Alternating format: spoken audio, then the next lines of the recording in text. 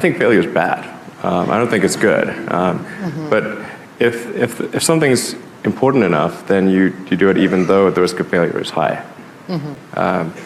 And so I think my advice if somebody wants to start a company is, and they should only do it if they feel that they are really compelled to do it. Yeah, there's a friend of mine who's a successful entrepreneur, and started actually his career around the same time as I did, and he has a good phrase. His name's Billy. He said, "Yeah, starting a company is like eating glass and staring into the abyss." And you agree with that? Generally true. Yeah. And if you don't eat the glass, you're not going to be successful. We don't think too much about what competitors are doing. Just because I think it's important to be just focused on making the best possible products. It's sort of maybe analogous to what they say about if you're in a race. Don't worry about what the other runners are doing. Just run. What you really want is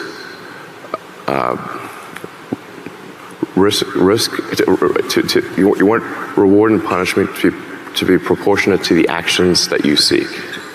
So if what you're seeking is innovation, then you should reward success in innovation, and only there should be minor consequences for trying and failing. There should be minor.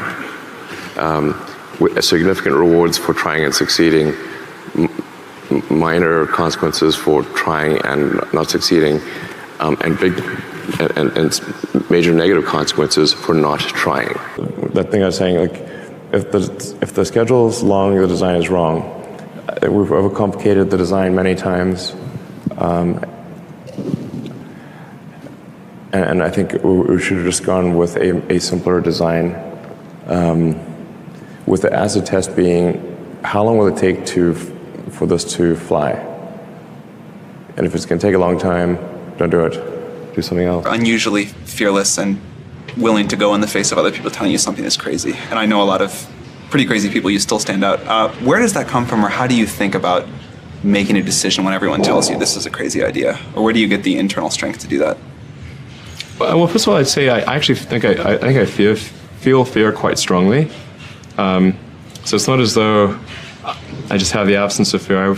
I feel it quite strongly. But there are just times when something is important enough, you believe in it enough, that you do it in spite of the fear. So speaking of important things, like people shouldn't think people shouldn't think, well, I feel fear about this and therefore I shouldn't do it. It's normal to feel fear. Like you'd have to do something mentally wrong if you didn't feel fear. So you just feel it and let the importance of it drive you to do it anyway? Yeah, actually something that can be helpful is fatalism to some degree. If you just accept the probabilities, then that diminishes fear. When starting SpaceX, I thought the odds of success were less than 10%. And I just accepted that actually probably I would just lose everything. But that maybe would make some progress. If we could just move the ball forward, even if we died, maybe some other company could pick up the baton and keep moving it forward, so that would still do some good. One of the most difficult choices I've ever faced in life was in 2008. I think I had maybe $30 million left, or $30 or $40 million left in 2008. And I had two choices. I could put it all into one company, and then the other company would definitely die, or split it between the two companies. But if I split it between the two companies, then both might die. When you put your blood, sweat, and tears into creating something, or building something, it's like a child.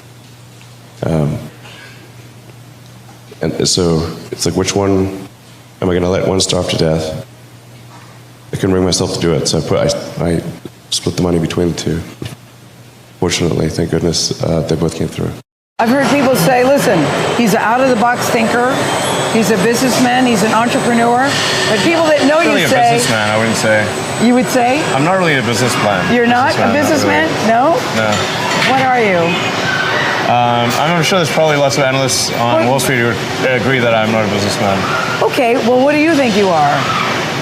I'm an engineer. An engineer? Yeah. What was your biggest failure, and how did it change you? Oh, I have to really think hard about that. Failure. Never heard of it. There's your answer. Well, there's a ton of failures along the way, that's for sure. Like I said, as I said, for SpaceX, the first 3 launches failed.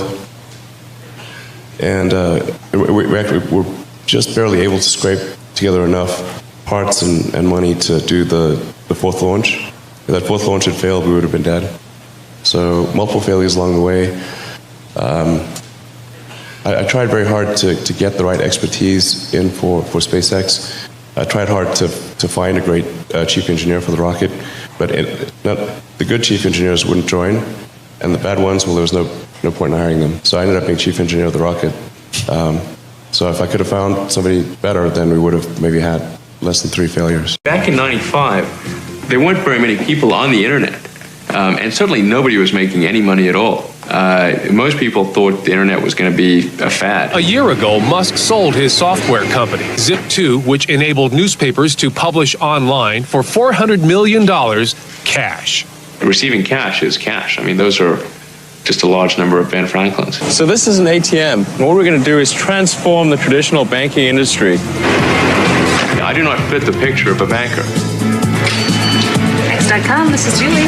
Raising $50 million is a matter of making a series of phone calls, and the money is there.